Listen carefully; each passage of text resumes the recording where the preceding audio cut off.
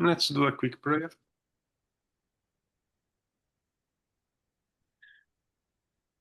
Master Jesus, my brother, thank you for another wonderful day in our lives where we are able to breathe, to see, to think. And as part of it, we are here together in this study, trying to improve a bit what we know, what we are, and who knows, perhaps we'll be better prepared to help those that will come in our direction asking for help. Be with us today and always. So be it. Let me share my screen with you all.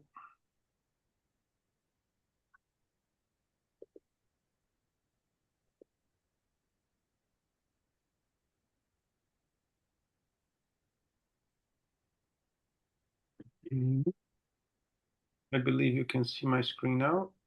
Yes. Okay, then.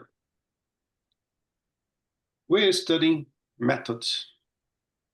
And I truly believe that as everything in life, when we want to succeed, we need to have a routine, a method in place. If we come to anything that we go with the flow every time, chances are that things won't be that easy for you. And the mediumship is the same. I think we are creatures that like to adapt as we move along, and that's very good. But when we do establish a routine with things that are serious, such as mediumship, that will help us. So let me take from where we stopped last time. Whoever would reflect on the issue will clearly understand that one could disregard the manifestation without the doctrine itself having to disappear. The manifestation corroborate and confirm the doctrine, but they do not comprise its essential foundations. There's something interesting here, right? Do you believe the spiritists, the mediumship manifestations, really corroborate with the people's belief? Do you believe that is true? I see. No one ever thought about that. I think so. I think so. Because sometimes we are still like in need to observe, to witness something before we start to accept it. Sometimes we have the theory about something. Yes, we believe, but at the same time we have doubts, or our belief is not strong enough. And when we do witness, sometimes, not always, that reinforce what we have taught, what we have studied, what someone told us. Our progress is proven by the fact that before even hearing about manifestations, many people already had an intuition about the doctrine, which merely came to embody the ideas with a coherent whole.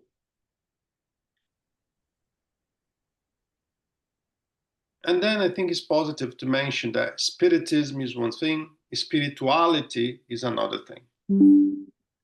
Spiritism is a body of concepts that we share. Spirituality, even who do not believe in God, may have better than we do. Because spirituality is an assembly of many things. Good practice, good thoughts, charity, and many other things. I could be here for minutes giving descriptions of what could be enveloped by spirituality. I don't need to believe in spirits to be in contact with what they teach, in contact with what they are. No. If I'm doing good, I'm already 99% true what I need. You know what I mean? So yes, I think that a lot of people, they share same opinions, same thoughts, same principles, and they are not spiritists. They don't need to be. We do have some practices that unlikely they would do the same elsewhere, but they could be better than we are. Nevertheless, it would not be correct to say that those who begin with only the theory lack knowledge of the object of practical observation. On top of what he's saying here, there is another thing. We have to remember that we are eternal beings, eternal spirits, that we came from the spiritual world over here, and many of us, we were something before, right? But we could have been as well connected to the spiritualism, connected to the spiritism, connected to it, they share the same thoughts. Or even another possibility is that before we reincarnate, we have been prepared, we've been taught subjects, aspects that we study here. Likewise, I truly believe mediums and indoctrinators, they are prepared before they incarnate. So the inner self knows something. That's why so many come closer and they feel like, well, you don't need to convince me because I believe that already. You know, we are prepared beforehand. So what we do here is more like a refreshment to bring it alive in their minds, in their hearts. But I truly believe they had been prepared before came. On the contrary, they do have such knowledge, and it carries more weight than if the phenomena were produced right in front of them. If you do have both working together, theory and practice, and theory means study, not just something. Just a minute. I think someone is looking for the car key. Hello. That's yours. If we have theory, if we have practice, things will come together easily, or will be easier at least. These involve the numerous occurrences of spontaneous manifestations, which we shall deal with the following chapters.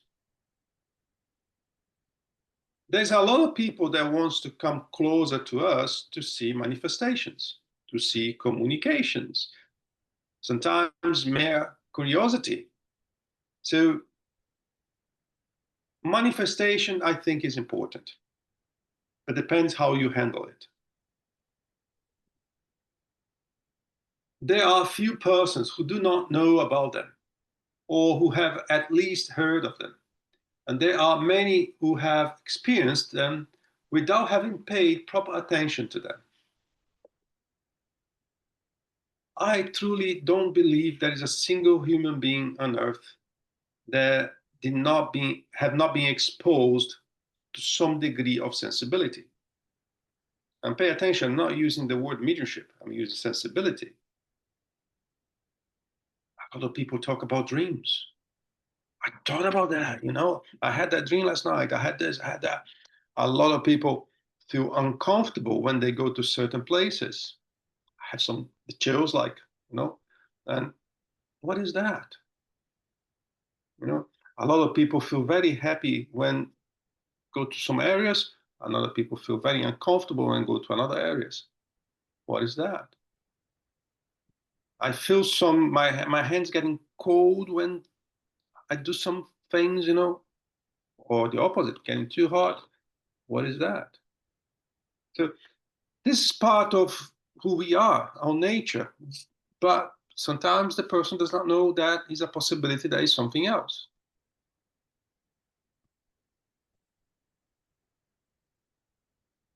The theory has provided an explanation for them, and we consider such incidents to be highly important when they are supported by irrefutable testimony, since one cannot attribute any kind of preparation or connivance to them. When we have something spontaneous, depending where it happens, can be positive or can be frightening. We've seen over the years both coming to us. People that come to us because they are really scared, because something is happening at home or somewhere else. And some people, they come to us because they feel, well, there's something going on here. I would like to know a little bit more about it. Those things happen. Even if artificially produced phenomena did not exist, spontaneous ones would not fail to occur. And if Spiritism only served to explain them rationally, that would be quite enough.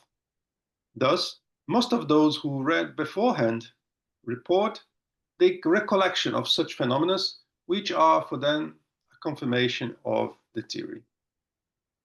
The amount of people that come to Spiritism and after being acquainted to what we do or what we preach, they mention like, wow, I had that when I was a kid. I never thought that could be something like that. So yeah, because it's natural. And mediumship is organic. Recently, some people in Brazil even realized that it's in our DNA. There are some differences of people that are medium, ostensive mediums, of people that are not. So how many mediums we have in the world? Lots. How many of them know they are? Very little. They don't want, they don't believe, they don't have access to information for many different reasons. But if it is organic, it wouldn't be correct to think that all the mediums are on Spiritism or creeds that are not too far from us. Because there are a lot of people that are not even aware of that exist. From the point of view, it would be a mistake to suppose that we have ever recommended that the factual incidents are neglected, since it was through such incidents that we arrived at the theory. This is very interesting.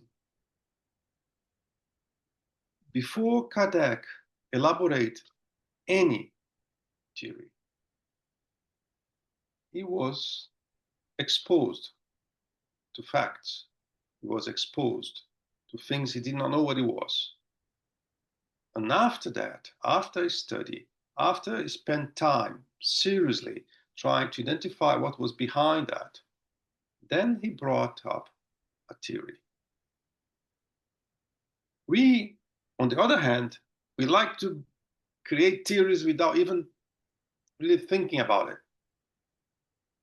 And we should use Kardec as a reference when we decide to talk about a subject that we do not master it. We should do practices. We should do exercises. We should study thoroughly the subject before we try to elaborate theories. What we see very, very often coming to us is people that have a lot of theories, but none of them have the basis to support the theories. But they truly believe in them because somehow that is strong for them. It is true that we had to devote ourselves to an assiduous task that took several years and thousands of observations. However, since these incidents have served us and continue to serve us daily, it would be inconsistent on our part if we contested their importance, especially now that we have written a book to make them known.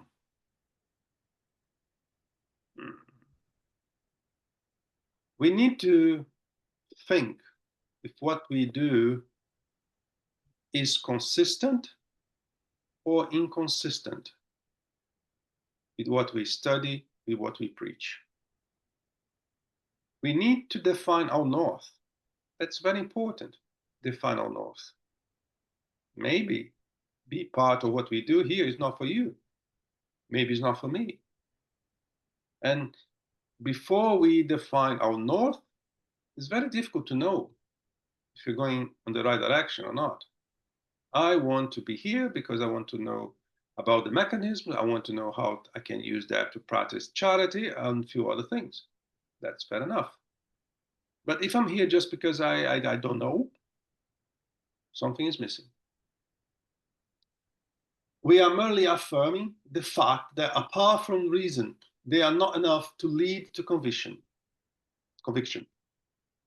That a prior explanation for them, which removes prejudices and show that they are not contrary to reason, predispose them to be accepted. This fact is so certain that of 10 individuals who are totally new to the matter, who watch an experimental session that follows my regard as having been quite satisfactory, 9 will leave unconvinced, and perhaps a few of them will be even more skeptical than before because the experiments did not correspond to what they had expected. It all depends on what we are looking for. If you are looking for a show, it's better go to a theater. If you're looking for something because you are expecting to learn something or expecting to help someone with whatever you are willing to learn, is different. But just the opposite will happen with those who comprehend the manifestations through a prior theoretical understanding.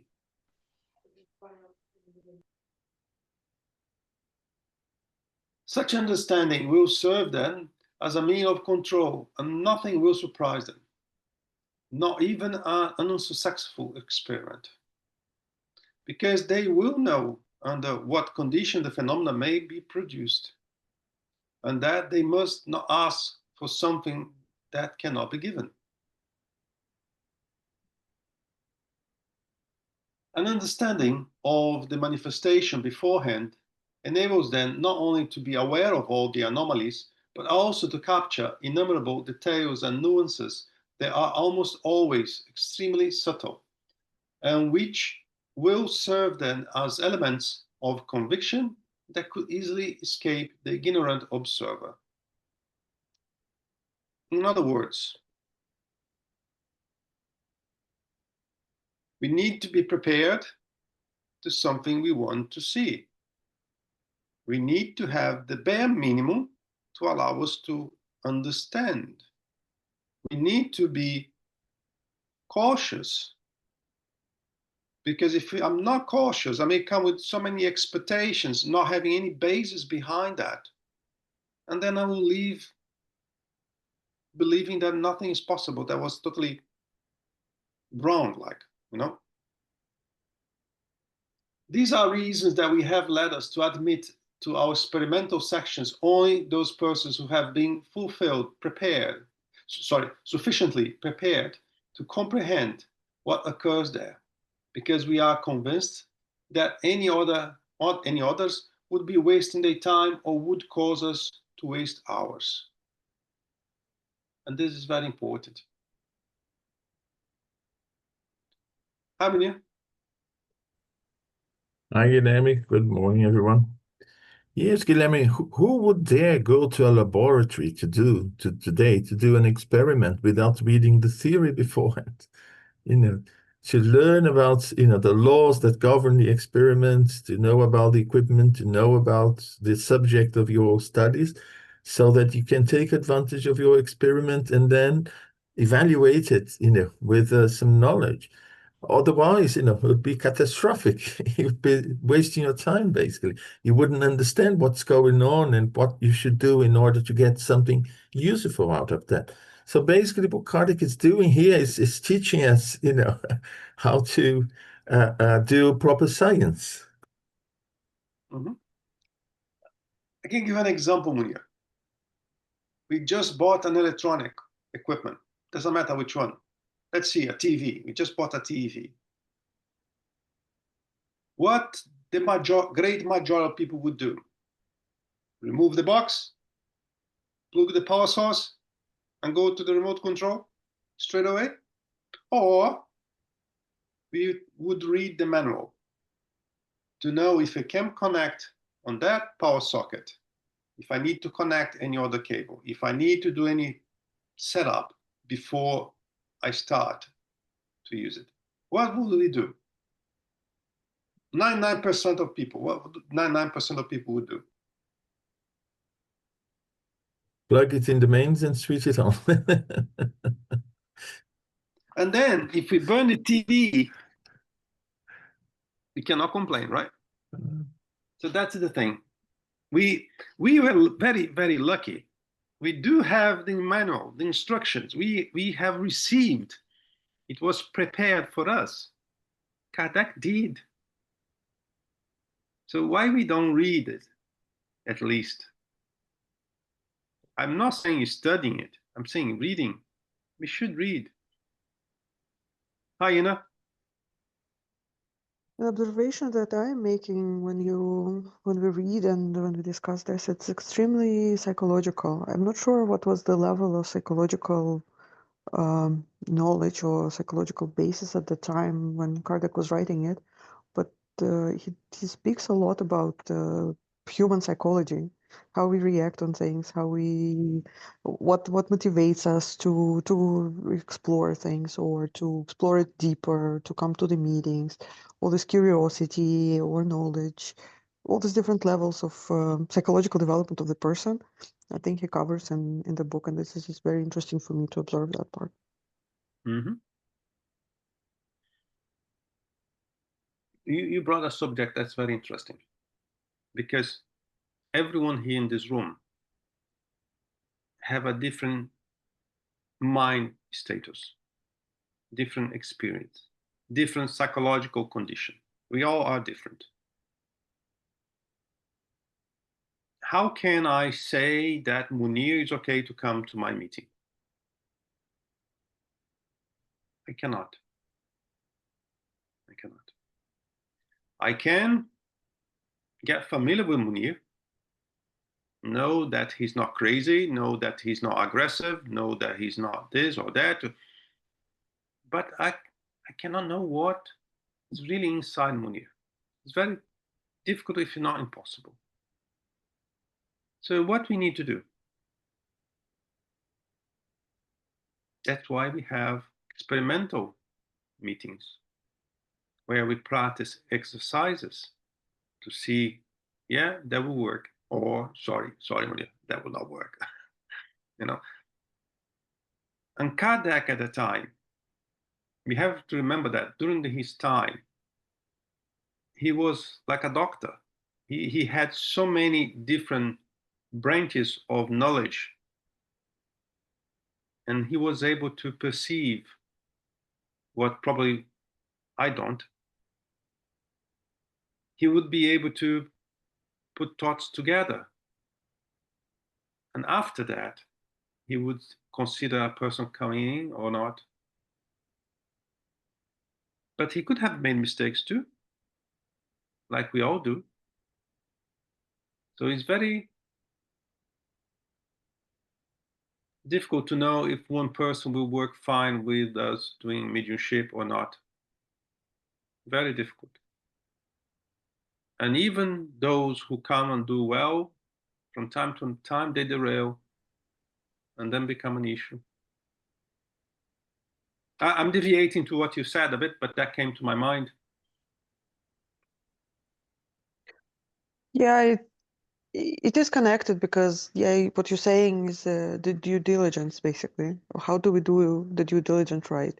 And we can only do it, like, we cannot bring a person to the doctor and make, psychological evaluation and then say, okay, I have the doctor's notice, so I can participate or I cannot participate. It's not the case. And I think in Kardec's time it was even worse because he had to really experiment and try working with different people to figure it out and then put it in a book for us to have that knowledge that first study the theory, observe how people apply it, what they do in life, what they talk about, and then invite them to the meeting only when you feel like they can be an asset for the meeting. He did a massive work, compile all the experiences, all the tests, all the good and bad results he had, to leave us things, the manual, the instructions for us, especially at that time where communication was not what we have today. That was really something.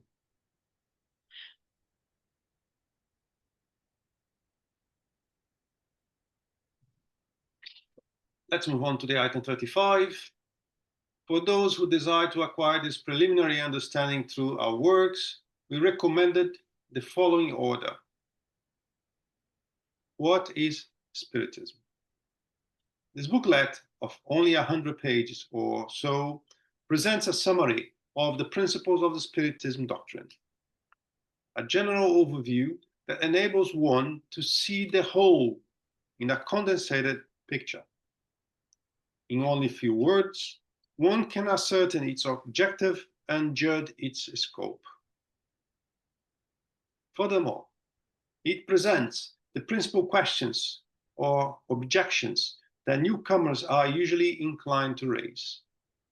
Such an initial reading, which requires but little time, is an introduction that will facilitate a more in-depth study.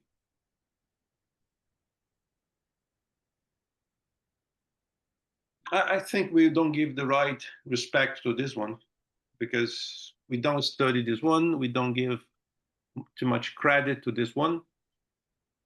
I think we create misconceptions about how I should introduce Spiritism to someone.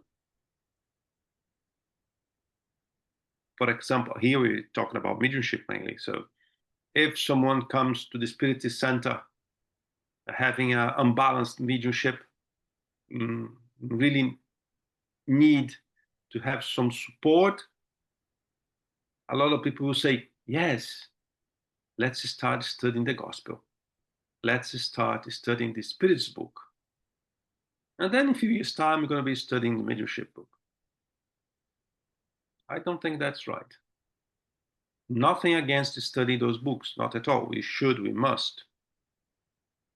But every case is different. Let me do another example.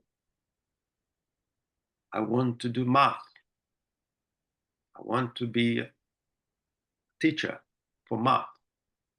But before you start math, you need to do a university, another university for chemics, or for electricity, or for history, for anything you like. Does it make sense? I want to study math. Nothing against the other ones. But to study math, I don't need to know geography. You know, things like that. The Spiritist books, the Spirit's book, this book contains the complete doctrine as dictated by the spirits themselves, and contains the entire philosophy and all its moral implications.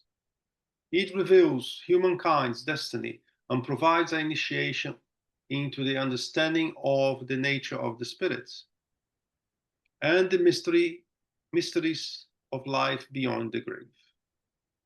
By reading it, one comprehends that Spiritism is has a serious objective, and that is not frivolous pastime.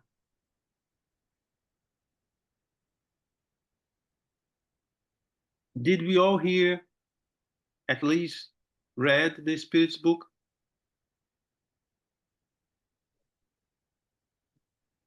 Yes. Did we understand? Hopefully. I like hopefully, yes. Because it's not easy sometimes. Depending where you're coming from, it's not easy at all. Hi, guys.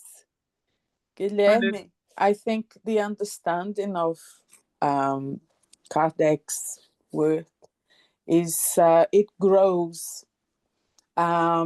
as you have new experiences in your life, new outcomes, learn new things, and then the understanding gets amplified. I think, for example, the gospel, the New Testament, the Spirit's book, The Gospel According to Spiritism, and, you know, the other books that Kardec wrote, the more you read, you know, again and again, in different times of your life, you are going to find new things. When I was younger, and was discovering Spiritism in a sense of really properly studying, because we have a version of, you know, quite mystic before, and then when we started studying, we have, you know, the first sight of what really is. And then now, reading all of this again, it kind of make me see different things, make me really have more amplified, you know, understanding.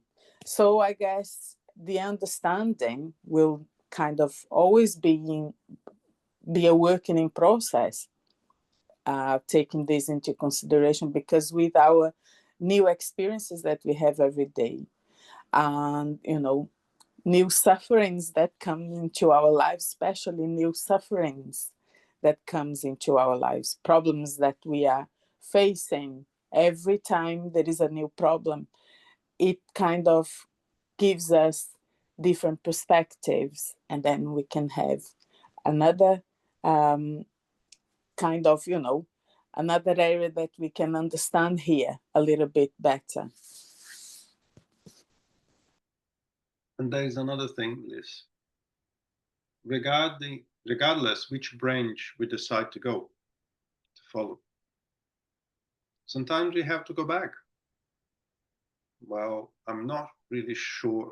Then I'll go and visit the Spirit's book, or the Gospel, or Genesis. You know, they are all interconnected.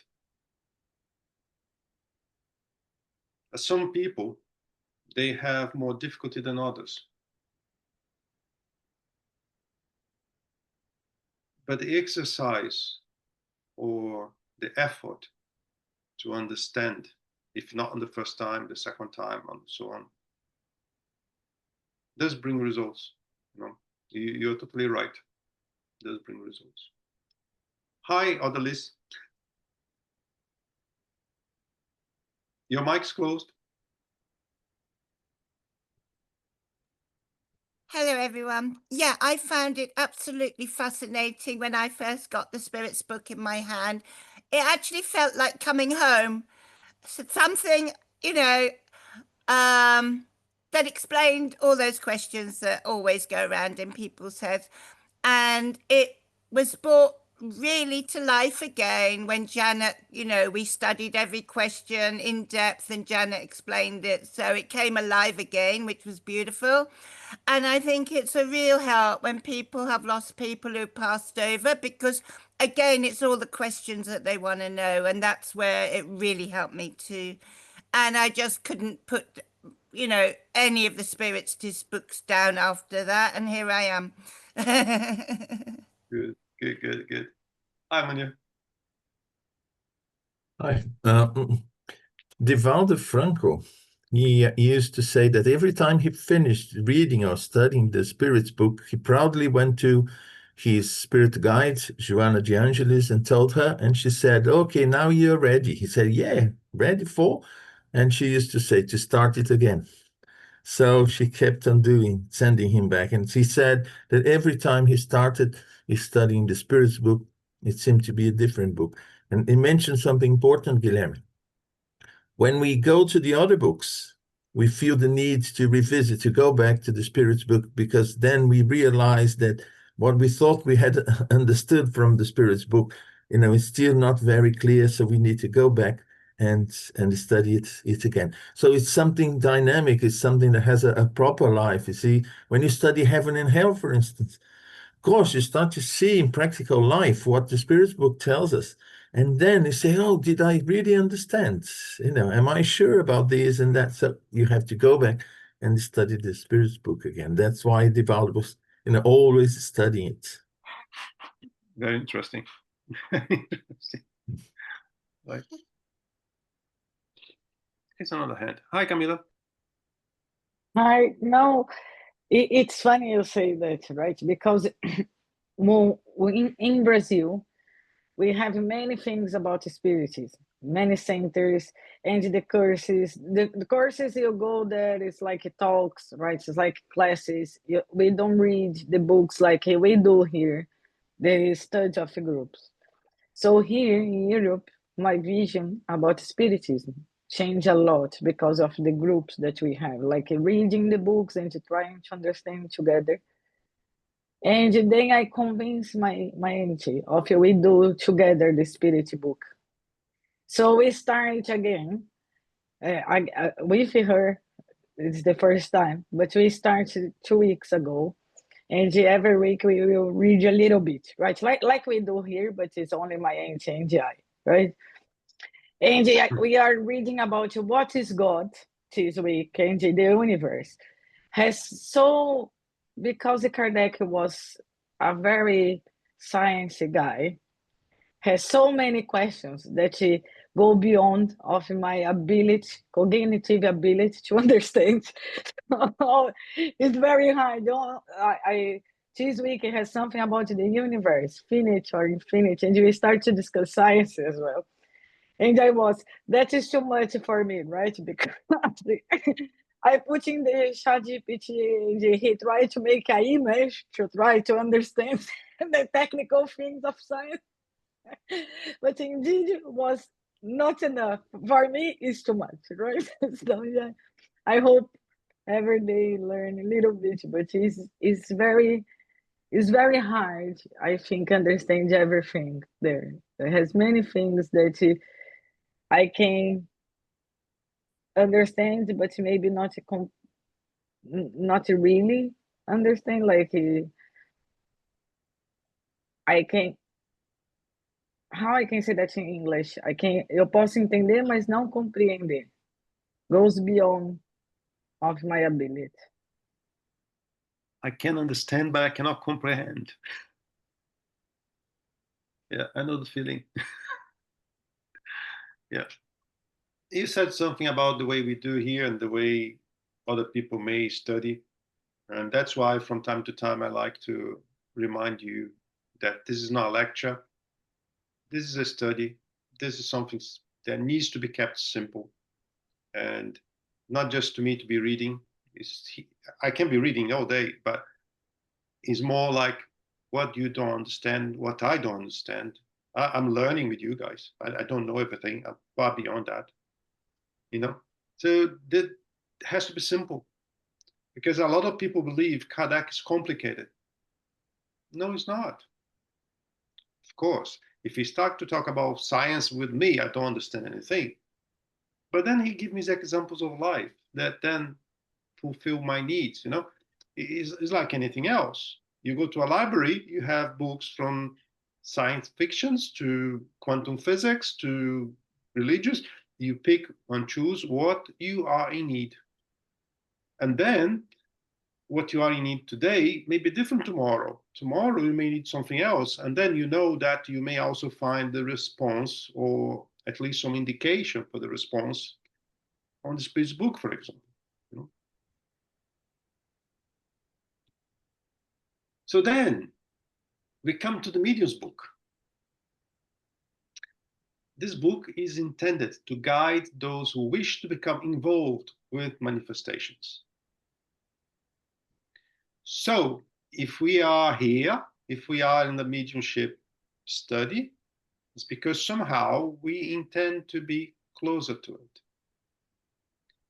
and provides an understanding of the most appropriate means for communicating with spirits. I haven't seen yet any other book that would give me a better reference for that purpose. I'm not saying they do not exist. I'm saying that I haven't seen yet. It is a guide for both mediums and evokers, and supplements the Spirit's book. This is the manual. This is the instructions we should read. From time to time, we have to bring someone that does not have the knowledge for different reasons. but we always remember that it's a must to study. It's a must. If we are dealing with spiritist manifestations, as I used to call, it's a must to be familiar with the medium's book. It will protect us. It will prevent us to get hurt. Us and those we love. Hi, Liz. Hi there. I don't understand why he doesn't mention the other books, you know, because obviously the gospel is quite important, especially heaven and hell. You know, as follow on, he stops at La Revue Spirit.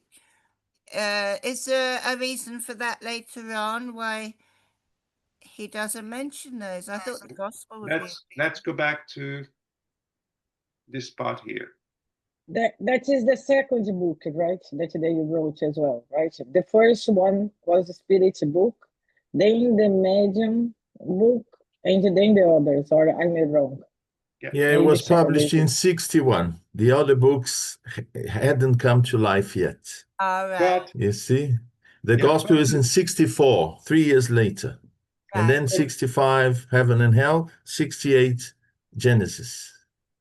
But Munir, even knowing that, the answer is right here. For those who desire to acquire this preliminary understanding through our works, you have to remember that we are reading the medium's book. Okay. The medium's book is phenomena, is the practice. Yeah. So it's all Genesis, about, the gospel is a complement. But for the mediumship itself, I think the sequence here is the one that makes sense. Yeah, that does make sense. Thank you. You know. And why he also mentions the review spirit? Because there are many examples of communications, of practices on that. So everything he is doing here is related to mediumship. To understand few things on the medium's book, you need to have the spirit's book. Otherwise, you get a bit lost. Yeah. The first book, that is this one, is if you do have time to become progressively, yes, give this one. The person will know at least what we're talking about. And then spirit's book, and then you go into the practice. But this would be in a perfect world where we do have time to do things progressively, and sometimes we don't. Sometimes we have to bring the person straight to the medium's book, if you like. This journal is an assorted collection of phenomenological incidents, theoretical explanations, and separate excerpts, which supplement what is found in the other previously mentioned works, somewhat comprising the practical application.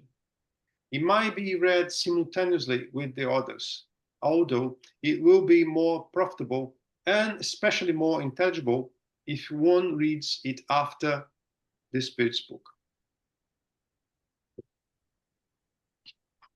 That is the suggested order as far as we are concerned. However, those who want to understand the science completely out of reading everything that has been written about it, or at least about main principles, and they should not limit their reading to just one author. So he's telling us here, others will come, in different words. Others will come to complement what has been done. They should even read the pros and cons, the critics, as well as the defenses, and learn about the different theories, in order to be able to judge by comparison. In this respect, we neither recommend nor criticize any work, because we do not want to influence anyone's ability to form his or her own opinion. In addition to our brick to the building, we only fill our own particular niche. It is not our responsibility to be both judge and litigant, And we have no foolish pretense of being the only ones capable of spreading the light. Rather, it is the reader's responsibility to separate the good from the bad, the correct from the erroneous. I don't think I mentioned yet, since we restart with the book, but that's why we are not here to convince anyone. I don't want you to think that everything I say is right. I want you to read. I want you to come to your own conclusion.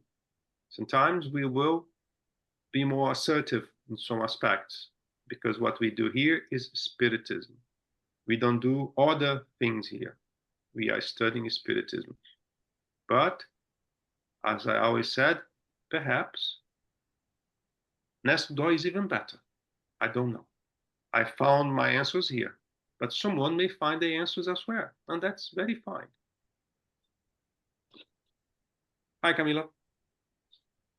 I want to make a question, because we have, I know of a group of people that study this book, like us, the spiritual book, the gospel, the hell, the heaven and the hell. But do you know, anyone know, any group that reads the journals, like that study other materials? Like I always thought on that, because I read a few of them, and it's boring read alone, right? These books is boring. You need to read once, but it's boring. So the groups help me to be less lazy. Do you know if you will have any? I do not. I do not. What I can say that myself, I use those review magazines as a basis of research, right? And nowadays with technology, what we all can do is to compile every Kardec book into a single file, including the magazines. And then if you do have a need to search for something like euthanasia, you type over there and you tell you, and sometimes you find that on the Spiritist magazine, you know, and that can be used. But study them, no. I've used many times as a basis of research, but I never study, and I don't know if anyone does. Do you, Munia?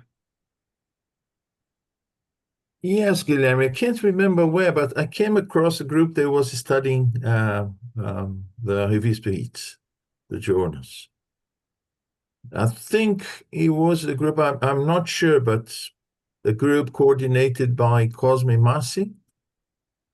I think is the guy, behind Kardecpedia. Yeah. I tell you one thing, we have a hard time to study 5 books. Yeah.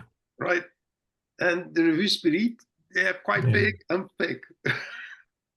And and things there, situations are reported, and then people give their opinion, and then the opinion is evaluated. So it's not like the books that have been compiled and, they are structured. There are experiences, and some people may say something that is not correct, but later on they correct that, or the experiences will show it's something else. So, yeah. I think that last paragraph that you read is really important, because by encouraging people to read other books, it stops people accusing Spiritism of being a sect, and people love to accuse anything, out of the ordinary kind of thing as a sect, especially something like mediumship or whatever. So there he's pushing people to really look outside rather than what, a sect would actually do. I can go even further. Depending on what you do, you can do experiments. Experiments, for example, you can go to another group that practice mediumship under a different flag, and you can see by yourself what they do, how they do, if they understand the same way we do. But, well, I did that because of some researches I was doing. But Spiritism does not tell you, no, you have to do this and only here. No, we don't. I'm an advocate not to speak about other things and mix things when we are studying Spiritism, because we're studying Spiritism. But I cannot deny the existence, nor how good they can be, or how we can use them as a complementary thing. You know, that's a common sense, you know.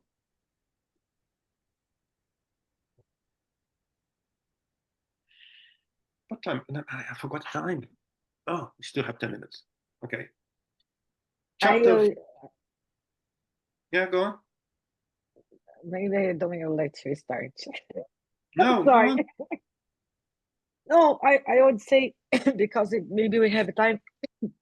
I was in Brazil and I took a Uber, and the driver has like a collar in the car, right? We use it that a lot of people put it. Then I asked, I thought it was from another branch, like Umbanda, whatever, right?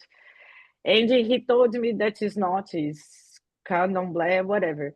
But the in the chat, the thing that I wanted to share that I felt very interesting is like he lost the father, he was Catholic, and he really want have a communication from the father, right? He didn't accept the laws and whatever.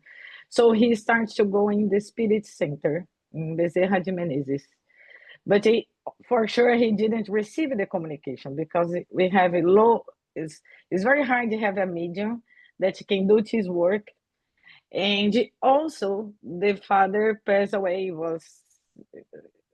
I think it takes some time, right? For the spirit to be able to do the communication, whatever, right? It's usually. So he was this, like, he felt sad with that, right? He didn't find himself there because he didn't feel welcome and also didn't receive the communication. So someone say about it is other big thing, and he went there. And in the what make he stay there was the phenomena, because when the guy happens the things and it happens with the open for the people, right? So when the guy give a hug, he felt his father. So that make me think how important is, like, for us, like when we do something in the center, make it feel people welcome, because maybe that can keep people away, right? Looking for other things. And how important the phenomena is for some people, right? What are the motivations that you can bring the people there, right? Because sometimes we don't think so much on that, right? So I just wanted to share because I felt interested his history, right? Like, I'm happy that he is finding something that he's making his happy. I don't know, right? But maybe the problem was us spiritism, how we approach him, or like he didn't explain the things and frustrating him, or didn't welcome him. There are two things very interesting you mentioned. First of all, the most important work, the most important thing we can do in the Spiritist Center is how to welcome people. And as people say, the most important picture is the first one you have, first one you draw. So yes, if you go for the first time and you go there and nobody even say good morning to you, chances are you're not going to go back. And every individual that comes to a Spirit Center or get closer to the Spiritism, they have these different expectations. In the example you just gave, someone that passed away and was missing very much, I need a closure. That's more like what you're telling me. That person need a closure. But it doesn't work like that. It doesn't work like that on the Spiritism, in Umbanda and Candomblé, because it's beyond what we want. It depends on many things beyond our human control. Yes, someone that passed away can communicate in a couple of days. Don't need to be that long. We had examples, including on the books from Kardec. It can happen. It's not common, but can happen. but sometimes the person does not have means to do it. The example you gave when that gentleman received a hug, he felt his father. Maybe, but maybe not. He was in need of a hug. If he had received that hug when he went to the Spiritist Center, perhaps that would be sufficient for him. So there's a lot of things we do not know. But we need to understand that our knowledge is specific and is limited. Limited to the point that is limited to what we know. I've seen things outside that were massive. But we don't know here, but they know there. I can give an example. I went to a Spiritist Center, having a conversation with one spirit, and he asked me, if I prescribe to you a bone, would you use? Because the conversation we were having was more like to the scientific side than anything else. And then he asked me, I said, of course I would. I have nothing against it. Because he knew that we, my peers on that center, many people would not accept it. In other places like Umbanda or Candomblé, they use that every day to alleviate pain of people. So we need to understand that we have a knowledge, we have our practices. Different people have different knowledge, different practice, and one is complementary of the other. There is no right or wrong. We need to keep our hearts open. If anyone is alleviating the pain of someone better than I do, they are doing better. That's what we need to have in mind. Let's learn a bit with them. And then we go back to see if Kardec is not giving any support for this. And chances are he will, or he is doing it, but we never paid enough attention, or we were inclined to do something as per our beliefs, because we all have our own truth. We need to be open. On the other hand, No, but I was thinking when I heard the Camilo story, at least I believe that everyone has their own path and their own baseline. So if it was not the right time for him to go into Spiritism, but it was time for something else, I mean, let it be. Maybe in the next life or in some years he will come to as he develops and as he practices something, then maybe he will come to a different place where he would be able to accept things. So it's just maybe his own path. So we shouldn't really push anyone towards anything, because everyone will find the path that they are supposed to go. I totally agree with you. We need to be open.